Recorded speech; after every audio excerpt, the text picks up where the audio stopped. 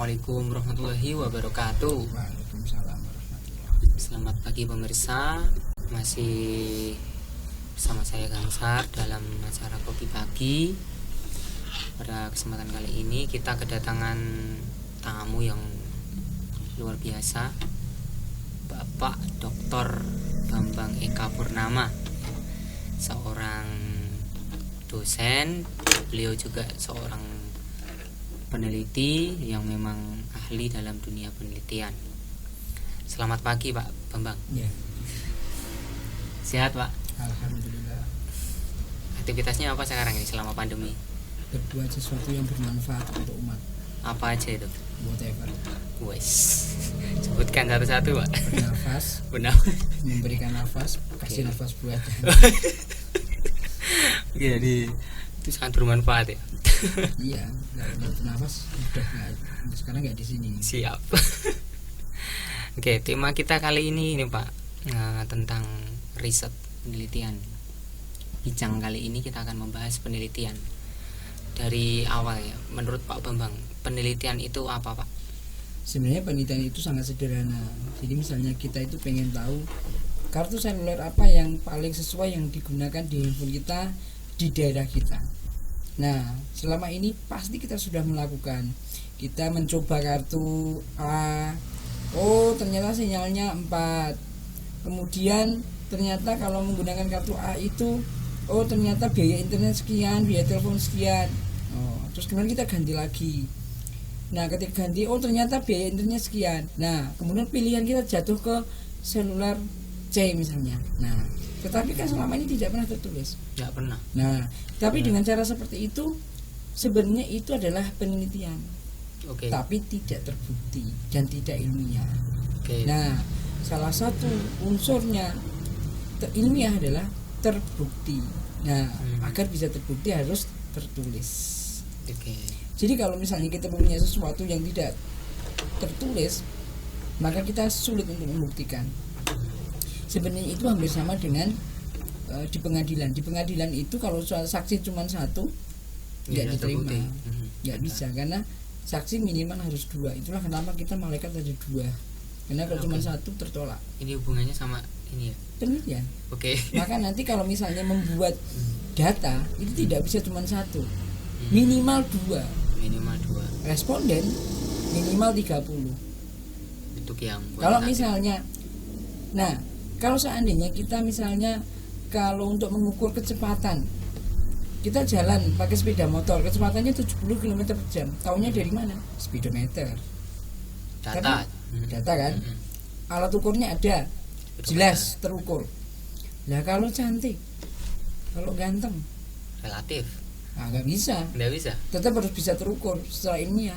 Yang putih. Caranya adalah di polling, Oke. di riset, di polling. Kalau seandainya pollingnya misalnya respondennya 30, nah kalau misalnya yang ngomong cantik itu 35, kira-kira cantik atau enggak? Cantik, karena sudah lebih dari 50%. Oke. Tapi kalau kurang dari itu berarti enggak. Cantik, yang ngomong siapa? Bapak, ibu, adik, ya sudah, ngomong tuannya sendiri masa yang enggak bilang begitu. Jadi kalau yang berhubungan dengan kata sifat, karena tidak bisa terukur maka harus dipolling. Oke. Tetapi kalau yang terukur maka parameternya harus jelas dan parameter itu harus dikalibrasi. Tinggi badan. Tingginya berapa? 160. Tahunya dari mana? Karena diukur. Alat ukurnya pasti standar. Harus yang valid. Oke. Nah, dari situ sebenarnya penelitian itu tadi sudah saya katakan. Kita cuma pengen mengetahui kartu seluler. Nah, ketika kemudian kartu seluler itu kemudian saya gunakan, kemudian ternyata ada orang lain, ternyata saya pakai ini lebih baik kok. Nah, akhirnya apa? Kita coba. Karena mungkin waktu itu kita belum mencoba yang kartu D gitu loh. Sehingga ternyata betul pakai itu lebih baik. Nah, dalam istilah penelitian, mereka yang D tadi itu sudah dipublikasikan.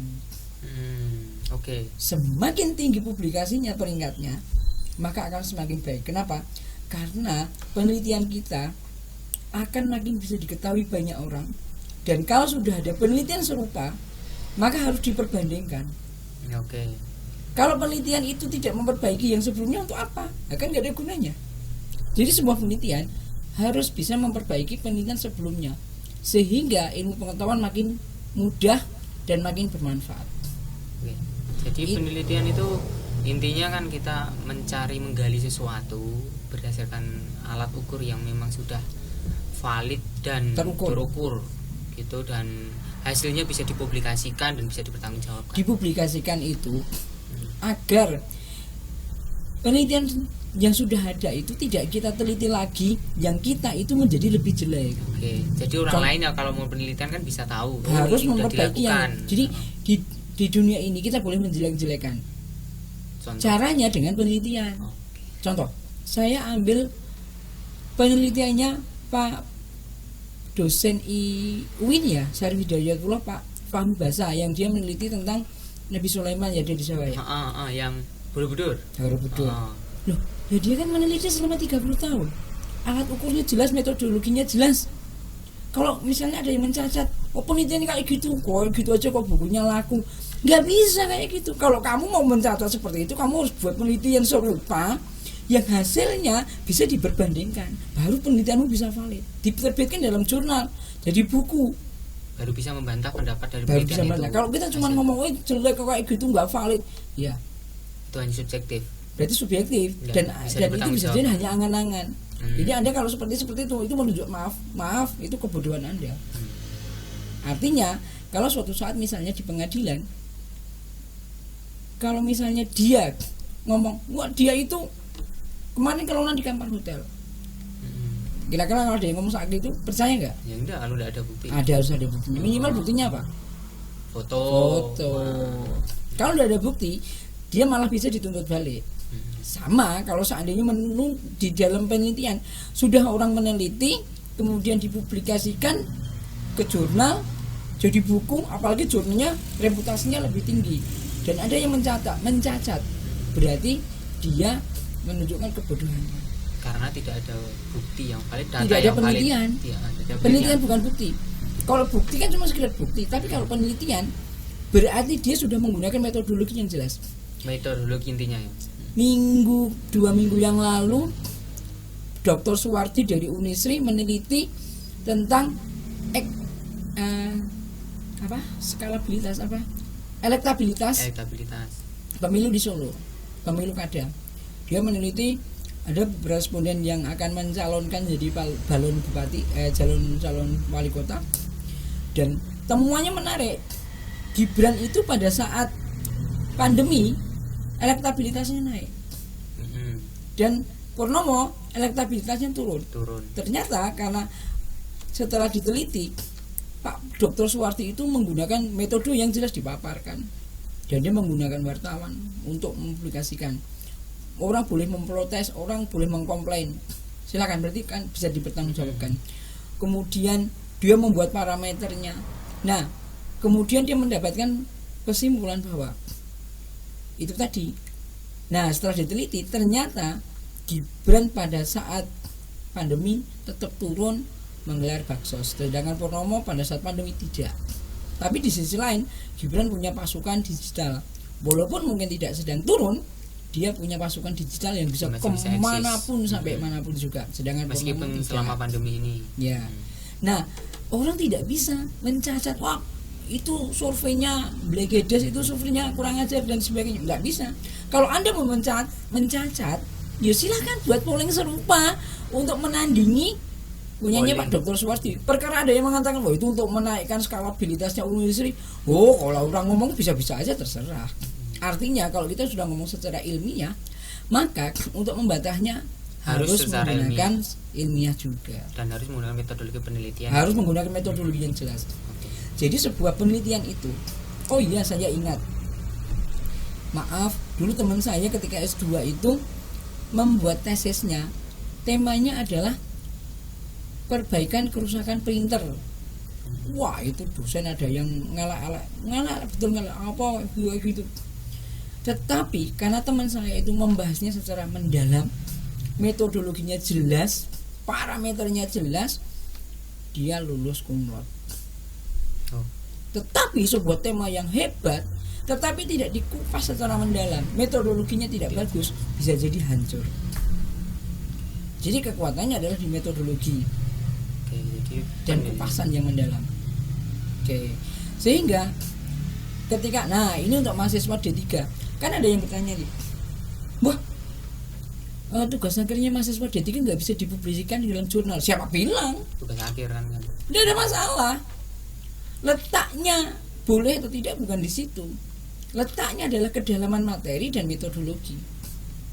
Ketika mahasiswa D3 membuat tugas akhir dan kemudian dia betul-betul mengupas secara mendalam, materinya dikupas secara mendalam, parameternya jelas, metodologinya jelas, dia bisa jadi jurnal internasional juga, tidak ada masalah. Ingat sekali lagi, letaknya bukan D3 atau S1 atau S2. Jadi kalau kita perbandingkan, D3 itu adalah buat kapal bareng-bareng, S1 naik kapal bareng-bareng, S2 naik kapal sendirian, S3 cemplung ke di laut golek selamat dhewe. Wah, saya nggak bisa renang, itu bukan urusannya dosennya. Wis piye caramu kowe kudu selamat. Nih, tingkatannya memang berbeda-beda. Iya, tapi bobotnya sama. Kalau misalnya ini mau dibobotkan sama. Tinggal itu tadi bagaimana mengupasnya. Artinya kalau masih D3 berarti dia masih polanya membangun. Itulah kenapa kalau misalnya ada penelitian sudah dosen S2 atau S3, tapi cirinya dia masih menggunakan kata-kata pembangunan, nah itu berarti masih D3. Tapi kalau sudah mulai analisis, nah berarti dia udah lepas dari S2. Jadi judulnya udah kelihatan. Tetapi ketika Anda membuat penelitian, yang hebat bukan judulnya. Judul bisa ganti berapa kali pun dalam sehari. Yang penting adalah masalah, starting problem, your problem. Jadi berawal dari masalah. Karena apa? Penelitian itu untuk menyelesaikan masalah. Bagaimana akan menyelesaikan masalah kalau masalahnya belum ketemu? Jadi pertama, orang yang hebat itu bukan orang yang bisa menyelesaikan masalah, bukan, tetapi orang yang pandai menemukan masalah. Mencari masalah, menemukan masalah. Bukan blokir konsolnya jadi masalah. Bukan kayak gitu. Maksudnya dengan observasi dan itu nanti didalami menggunakan metodologi tadi. Iya. Contoh, ada kan? Jadi di dalam penelitian itu banyak yang bab 1 pendahuluan ngomong di era sekarang ini, kemajuan zaman sekarang ini. Kalau saya dosennya langsung saya coret. Karena penelitian itu skeptik. Penelitian itu tidak ujuk-ujuk.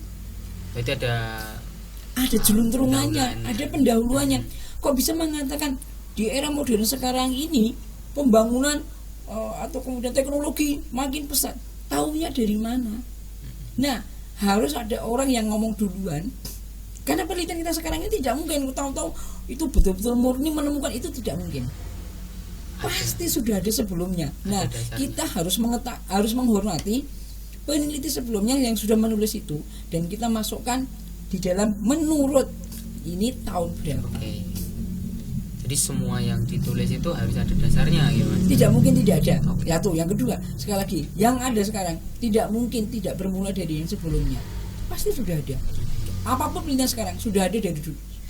Einstein suatu saat pada seminar dia pernah membantah teorinya sendiri. Itu salah.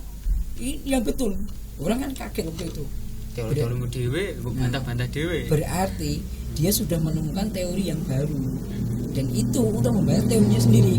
Jadi kalau kita mau membantah teori orang lain, yuk kita harus buat penelitian serupa yang lebih kekinian. Untuk membuktikan penelitian yang orang lain tersebut yang dibantah. Jadi kita boleh menjelek-jelekan mereka, ya kan? Itu jelek. Nah, jeleknya di mana? Terus punya kita itu lebih baik. Lebih baiknya di mana? Dan kebaruannya apa? Di dalam ilmiah namanya novelty. Terus ini Pak Bambang, untuk jenis penelitian kan ada dua, riset dan non riset. Nah, untuk non riset kan biasanya orang yang melakukan penelitian non riset membuat yang non riset itu biasanya kan mengambil dari riset-riset orang lain kemudian didalami. Nah, itu gimana menurut Mas? Ya enggak apa-apa. Contoh, tadi kan saya mengatakan kartu salur yang saya gunakan ini ternyata saya udah menggunakan, ya ternyata ada yang mengatakan punya saya lebih baik, ya kan boleh. Tapi tetap ada maksudnya harus dari sumber yang banyak atau Citasi. bagaimana? Citasi. Kita tetap harus menghargai peneliti sebelumnya, ini punyanya siapa, tahun berapa, meneliti apa, hasilnya apa, itu harus disebut. Karena dengan begitu kita akan tahu bahwa penelitiannya itu punya kekurangan, punya kelebihan, hasilnya apa. Untuk kebaruannya Kebaruannya, makanya hasilnya apa yang punya kita itu akan meneliti, dan hasilnya adalah kebaruannya, novelty. dari yang non riset itu berarti dia mengumpulkan, kemudian oh ternyata yang terbaik tuh dari Iya. riset ini yang ini Ya, gitu itu ya. namanya studi pustaka kan. Oke. Dan untuk publikasi, dari banyak yang mengatakan kalau penelitian itu kan yang apa ibaratnya penelitian yang bagus itu adalah penelitian yang diterbitkan di jurnal-jurnal yang bereputasi. Nah, menurut Pak Sebenarnya menurut saya tidak ada yang bagus. Gini, kalau kamu pernah ke Tawangmangu, Bambang pernah.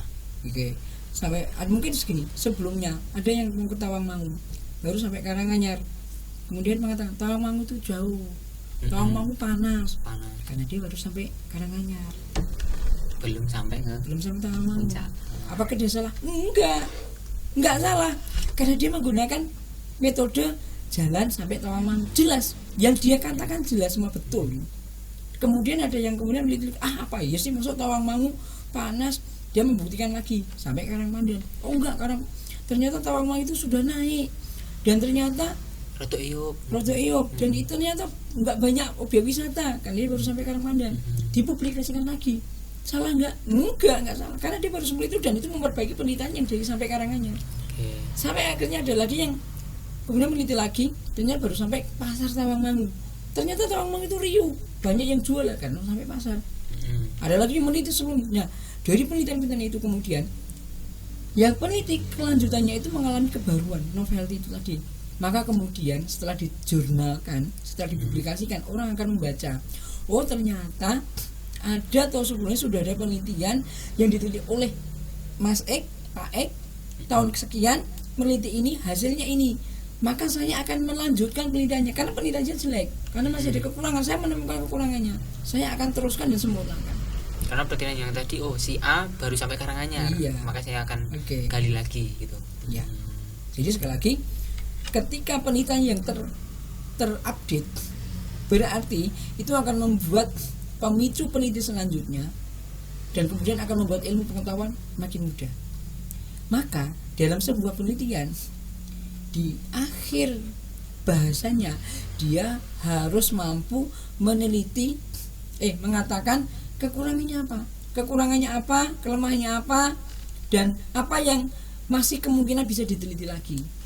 Berarti menunjukkan kelemahan kita. Ya enggak apa-apa, kan nanti ada penelitian lain yang menyempurnakannya. Kalau kaitannya dengan yang jurnal bereputasi tadi, Pak. Sebentar, saya kayak masih aja ganjelan nih. Jadi, oh ya, satu lagi, penelitian tidak harus berhasil. Penelitian tidak harus berhasil. Sebuah riset tidak harus berhasil. Tapi kalau di dunia kampus dosen menuntut untuk berhasil. Nah, dosanya suruh belajar lagi. Pengalaman kan gitu, Pak. Penelitian tidak harus berhasil. Contohnya, dia meneliti membuat bayi dengan menggunakan apa? Tabung sudah ada, kemudian yang lain sudah ada, inseminasi sudah ada. Ya, ini mungkin menggunakan apa ya? Jarak jauh. Tetapi ketika ketidakberhasilannya, dia harus memaparkan ketidakberhasilannya, kenapa, metodologi sudah disebutkan, semuanya sudah, tetapi dalam penelitiannya tidak mendapatkan hasil. Tapi yang paling jelas kan harus variabelnya harus bernalar Saya kan. bilang semuanya harus dipaparkan, dan ketika dia melakukan uji coba ternyata tidak mendapatkan hasil, apakah itu gagal? Bukan. Maka nanti dia harus jurnalkan, nanti akan ada orang yang melihat, membaca, dan kemudian akan meneliti lebih lanjut jika ada kemungkinan, dan kemungkinan dia akan menghasilkan sesuatu. Oke, paham. Iya. Jadi walaupun gagal itu pun harus dipaparkan. Iya. Kenapa kok gagal sih? Gitu. Gagalnya kenapa? Padahal itu sangat bagus gitu loh. Kan bisa tahu ya gagalnya. Nah. Bisa diperbarui. Bisa. Oke. Katakanlah misalnya di Sambi ini kan daerah transit, tidak punya potensi apapun secara normal. Tapi kan bukan berarti tidak punya, pasti ada. Nah, ketika kemudian saya sudah membuat riset kecil sebenarnya, kemudian saya tidak menemukan, bukan berarti saya gagal, tetapi saya mengungkapkan saya pernah meneliti di Broncos, pernah meneliti di mana-mana. Nah, setelah itu saya harus publikasikan. Setelah dipublikasikan, mungkin ada yang lihat, oh salah itu. Enggak, Sambi bukan kayak gitu. Sambi itu ada potensi. Ya dia harus publikasikan lagi, sehingga untuk menutupi kegagalan saya, kekurangan dari penelitian. Iya. Oke, gitu. Jadi jangan pernah takut gagal dalam sebuah riset. Oke, itu pesannya buat teman-teman yang riset. Intinya bahwa penelitian itu tidak harus berhasil. Nah, kesalahan terbesar lagi adalah apalagi yang orang komputer. Dia katanya ketika meneliti, wah saya belum bisa programnya Visual Basic atau PHP atau Android, saya belum bisa. Kalau Anda belum bisa, kuncinya bukan terus kemudian menunda, tetapi sekolah lagi. Banyak yang ngomong kayak gitu kan, wah saya belum bisa nih. Kalau kamu belum bisa, sekolah lagi. Jadi ketika Anda mau melakukan riset, bukan itu pembicaranya, tetapi Anda harus kemukakan parameternya, disebutkan, observasinya sudah ada dan sebagainya, baru nanti akan menemukan. Kalau tools penelitian, Anda harus pelajari sendiri. Jadi kalau kan tadi saya sudah bilang, kalau Anda tidak bisa toolsnya, itu tidak masalah, karena kan bisa orang lain. Apalagi di dalam ilmu komputer, biasanya anak-anak D3 itu, CS1 juga begitu, programnya dibuatkan. Kalau saya jadi dosennya, justru kalau dibuatkan orang lain malah tak kasih nilai lebih. Karena expert di situ kan. Bukan, karena kalau misalnya programmernya itu bisa membuat script yang sudah digariskan, berarti yang hebat itu adalah idenya, risetnya, bukan orang programmernya. Jadi programmernya harus bisa disetir oleh researchernya. Kalau nggak bisa, nggak ada masalah. Jadi yang betul adalah dia membuat konsep, membuat perancangan yang bagus. Ojo koyo, maaf, yang masih D3 gawe manajemen sate Madura. Nyekel pitik dhewe, beleh dhewe, bubuti dhewe, dimasak dhewe, didol dhewe. Rapayu pangan dhewe, D3 gawe program dhewe, dipasarke dhewe, manajemen sate Madura. Jadi bagaimana? Anda harus bisa membuat konsepnya, membuat perancangan yang baik. Hasilnya suruh kerjakan programmer. Dan itu boleh dalam ya boleh. Malah harus begitu itu. Tapi ide dan konsep dari sampai bab 3 sampai perancangan itu harus dia kerjakan semuanya. Sehingga Anda lah yang mendrive programmernya. Bukan biasanya kan begini. Begitu programnya jadi, lagi perancangannya jadi. Enggak bisa kayak gitu. Itu kesalahan terbesarnya. Padahal harus ada konsep dulu. Jadi konsep semuanya jadi, baru programnya baru jadi dikerjakan orang lain. Sehingga Anda tidak disetir oleh programmer. Tetapi kebanyakan orang Anda yang kayak gitu tolong diperbaiki. Jadi jangan buat program dulu didandaki, kemudian baru serahkan, baru ada perancangannya. Berdua, ketiga baru dibuat. Itu jangan fatal. Oke, itu teman-teman yang di 3 S1, S2 atau S3 ya, diperhatikan. Oke, dan tadi lanjut ke masalah birokrasi tadi Pak. Zona kayaknya nanti pembicaraan tersendiri aja. Oke, kita bahas yang riset dulu aja ya. Nah, kalau dalam dunia riset nih, ada banyak bidang nih Pak. Nah, kalau ini saya nih yang berpengalaman di dunia pendidikan, nah itu kan ada banyak sekali hal-hal yang diukur itu kan yang tidak nampak ya, kayak contohnya kecerdasan seperti itu. Nah itu gimana? Maksudnya dalam dunia pengolahan data itu apakah ya bisa dipertanggungjawabkan secara valid atau tidak itu kan? Dan seperti itu. Cari referensi kuncinya. Oke. Cari referensi, dan yang paling valid adalah 3 tahun terakhir. Kenapa fenomena 3? Karena selama 3 tahun itu diperkirakan menurut penelitian sudah ada penemuan riset baru, sehingga yang 3 tahun 4 tahun itu sudah expire. 3, 5, 10-15. Jadi yang paling afdol itu 3 tahun terakhir. Itulah kenapa pasti kalau bisa suruh mencari referensi kan 3 tahun terakhir kan, karena itu. Jadi rata-rata 3 tahun terakhir itu sudah ditemukan teknologi baru, ditemukan riset baru, ditemukan penemuan baru, ditemukan novelty baru. Pertanyaan saya gini, kalau di luar negeri, misal contoh di Amerika, misal ada penelitian, komputer yang dengan Core i3 itu di sana sudah ibaratnya kuno, dan sekarang kita di Indonesia itu Core i3 ternyata yang paling baru. Penelitian tidak mengenal seperti itu. Penelitian itu yang dikenal expire atau tidaknya adalah di publikasinya nanti. Jadi kalau itu publikasinya yang terakhir itu loh yang paling akhir. Nah, itulah kenapa kadang-kadang karena kan banyak perusahaan komputer, perusahaan software, development dan sebagainya, dia melaunching sesuatu di pasaran, tetapi tetap dicari penelitiannya tidak ada. Dia sudah ada penelitiannya, cuman mandiri perusahaan tersebut. Jadi kalau misalnya kayak misalnya metodologinya Google, pencarian searching, ada sebenarnya, tekniknya ada semuanya, cuman dia digunakan sendiri. Itulah kenapa yang terjadi di Jerman itu yang keren. Jadi, ya saya menemukannya selain di Jerman juga saya menemukan juga di Korea. Gimana? Di Korea itu saya ketika nginep itu saya heran, kenapa di hotel kok mereknya TV cuman LG dan Samsung. Heran saya, nggak ada merek lain. Nggak ada merek lain. Dan ketika kemudian saya keluar, sopir bis itu handphonenya pasti Samsung. Nggak ada handphone yang lain. Dan ketika saya cari ke tempat lain, handphonenya juga Samsung lagi. Kemana mau Samsung semuanya. Saya baru tahu kemudian di Ajo University ternyata dana riset pabrik itu diberikan ke universitas. Hasil riset kemudian dikembalikan lagi ke pabrik. Jadi di sana riset dan pabrik itu selalu bergandengan dan selalu ada penemuan teknologi baru yang keren. Itulah makanya Samsung 10 tahun yang lalu mana ada yang kenal Samsung, nggak ada yang tahu sama sekali, dan Samsung itu masih acek-acek. Nokia dulu. Sekarang siapa yang tidak tahu Samsung? Karena apa? Risetnya terus menerus simultan berkembang dengan baik dan dikerjakan oleh kampusnya makin maju karena mendapatkan dana riset.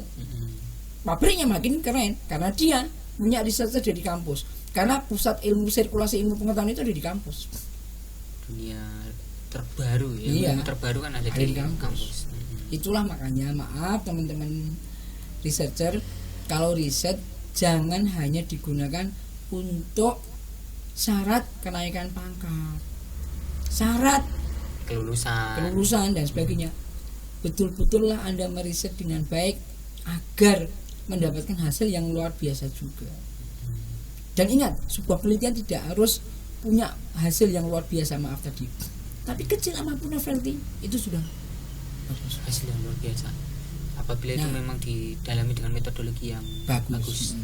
Yang kedua tadi Samsung tadi.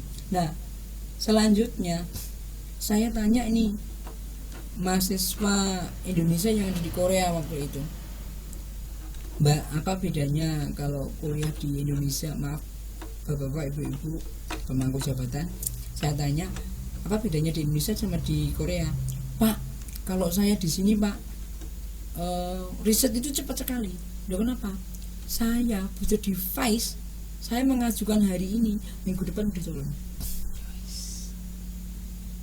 Tetapi di Indonesia turunnya tahun depan, tahun anggaran.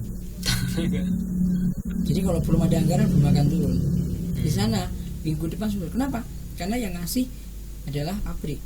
Pabrik pengen cepat tahu hasilnya kayak apa, maka apapun kebutuhannya dipenuhi. Berarti kalau di Korea itu untuk dana riset disupport dari swasta maksudnya. Kalau di Indonesia kan jadi pemerintah sebagai regulator. Oke. Regulator. Jadi ini ada pabrik. Siapa yang bisa meruset, dia punya tema. Jadi temanya ditentukan. Oh, gitu. Jadi disupport dari swasta dari pabrik itu, tapi nanti dari pihak kampus harus membuatkan riset, riset sesuai dengan temanya dia. Jadi Malaysia sudah mulai kayak gitu, dia punya grand design. Jadi Malaysia nanti targetnya ini, maka di breakdown. oh ini dikerjakan siapa, tawarkan siapa yang mampu, ini sama yang mampu, yang mampu dikasih Dana. grant. Tapi dari swasta yang mensupport. Kalau Malaysia sepertinya dari negeri juga, dari pemerintah masih berperan. Indonesia riset digunakan untuk memenuhi syarat, maaf Ya. banyak yang kayak gitu. Profesor. Tapi yang betul-betul ada nggak? Banyak juga. Tuh. Jadi kelemahan yang di Indonesia ya itu Pak. Ya, Ngomong-ngomong tadi Korea acara apa itu Pak? saya kunjungan ke Ajo University, kemudian ke mana Pak, saya lupa, perpustakaannya apa ya, yang kita dapat invitasi di sana. Saya nggak bayar kok. Oh itu memang ada undangan di sana. Luar biasa ya itu pengalamannya. Oke. Nah untuk dalam Di Korea sana saya ngomong bahasa Inggris malah nggak ngerti. jadi nggak Sama- paham. sama kayak di Cina nggak ngerti, tapi ketika ngomong bahasa Jawa malah ngerti, Hah? Karena banyak orang Jawa. karena banyak orang Jawa yang kulaan di sana. Oh. Oh iya, satu lagi, Skincare. kalau anda ke Korea jangan pernah bermimpi kulaan handphone Samsung lebih murah di sana, karena dumping, lebih gila dari Jepang. Nice. Nah jadi teknologinya, risetnya dijual ke luar negeri, di dalam negeri lebih mahal. Jadi ketika mau belanja handphone Samsung di sana jangan pernah beli, murahnya di Indonesia malah. Oh, Ini tekniknya lagi. Terus tadi saya teringat kata-kata dari Pak Bambang tentang jangan hanya melakukan riset untuk kenaikan pangkat, Syarat. itu syaratnya.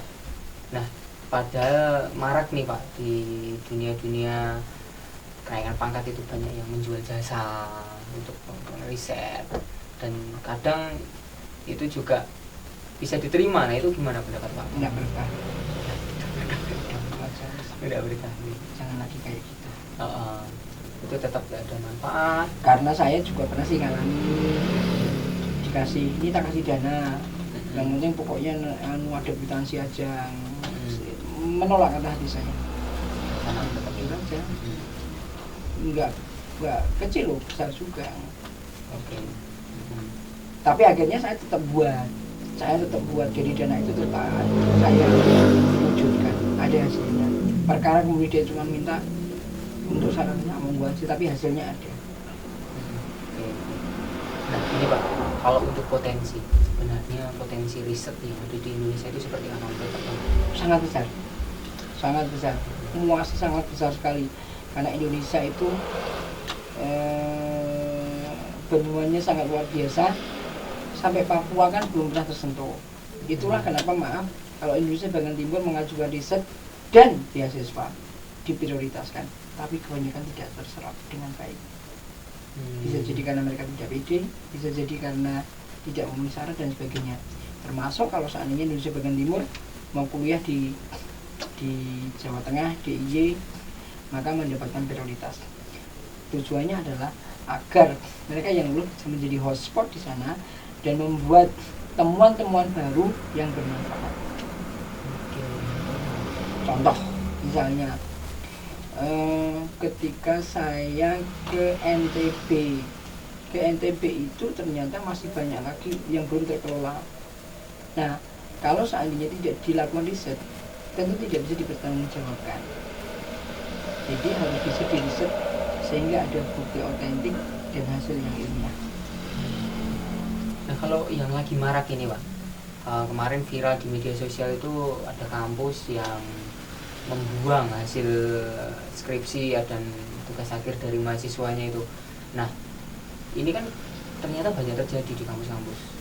Mahasiswa melakukan riset, dan riset itu ya udah mahasiswa melakukan tanpa ada, mungkin ada beberapa yang memang mewajibkan untuk dipublikasi, tapi masih banyak kampus-kampus yang ya kamu penelitian selesai bikin handbook udah dibuang. Itu gimana? Dia nggak ngerti aja.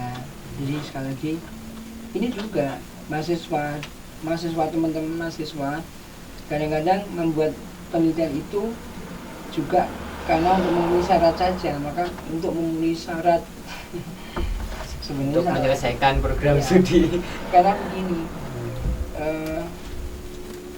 itulah kenapa yang dilakukan mahasiswa biasanya adalah ke perpustakaan melihat penelitian mahasiswa sebelumnya terus dirubah sedikit. Makanya kalau dicek pasti plagiarismenya tinggi sekali karena mereka tidak melihat berdasarkan masalah tapi berdasarkan bacaannya di perpustakaan. Kopi babak sidik. Jadi mereka cuma ubah sedikit, dia belum mahasiswa itu belum paham. Itulah kenapa metodologi riset di perguruan tinggi itu benar-benar dosennya harus kuat. Kebanyakan teman-teman itu yang ngajar metodologi riset, maaf, itu dikasih yang di ngajar siapa aja bisa. Kadang asdos sendiri tidak boleh. Itu mata kuliah itu penting banget karena itu untuk menentukan jalan hidupnya dia dan kampus dan Indonesia negara.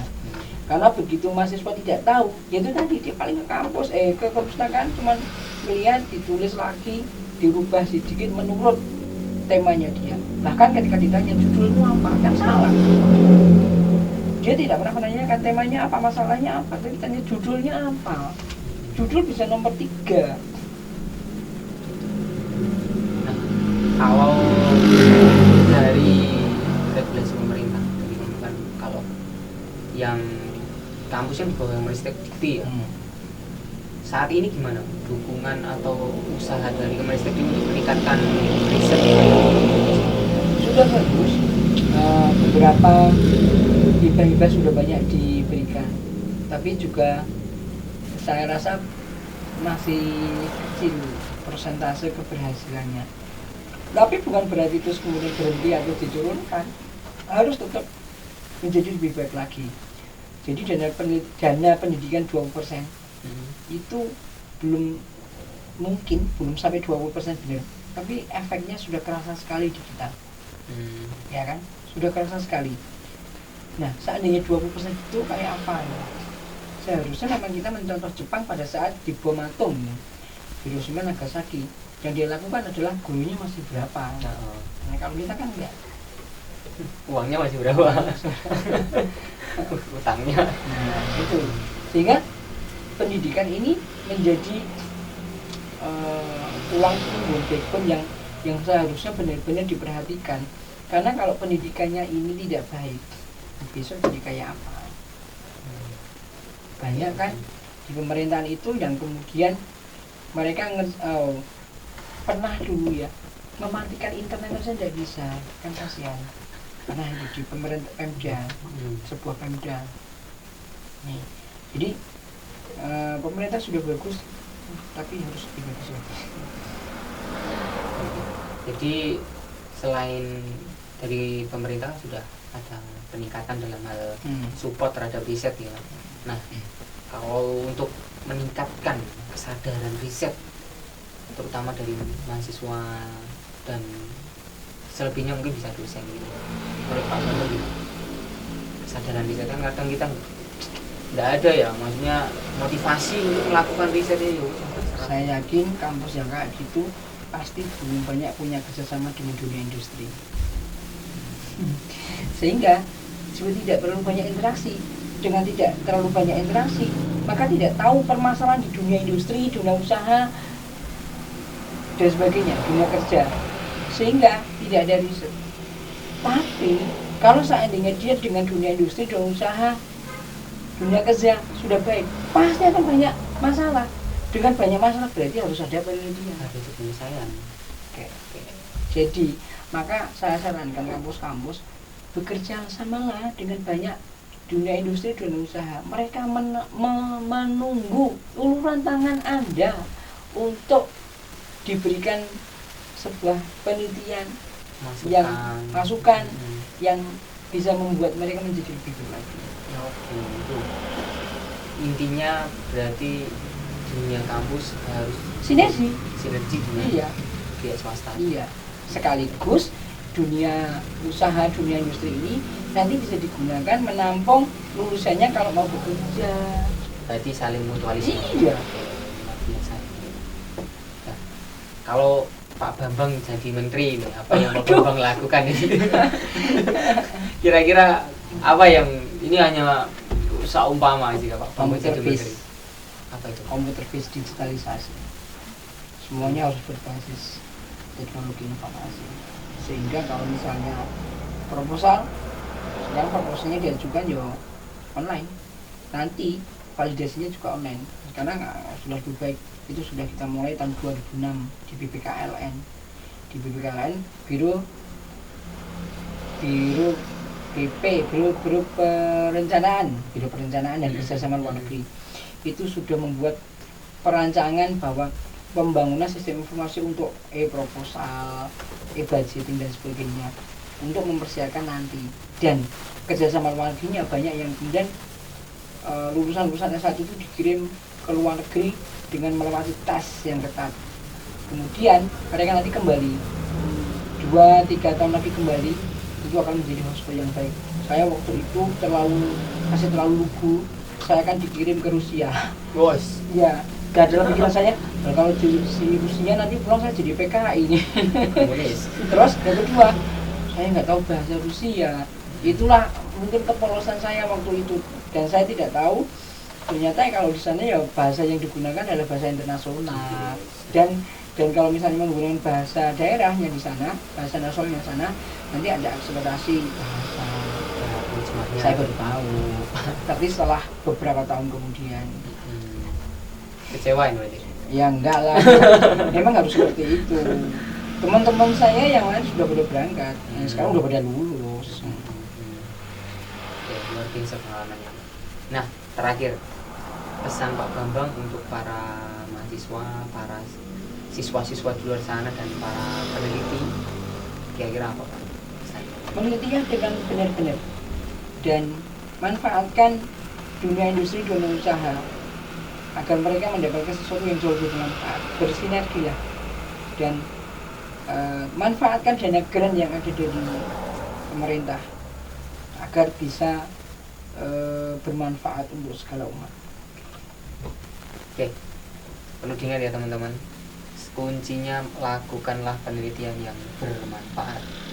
Oke, sekian Pak Bambang, bincang kali ini itu luar biasa. Kita sudah banyak membahas tadi tentang penelitian. Kita bisa ketemu di lain kesempatan ya Pak. Terima kasih ilmunya. Oke, sekian. Assalamualaikum warahmatullahi wabarakatuh.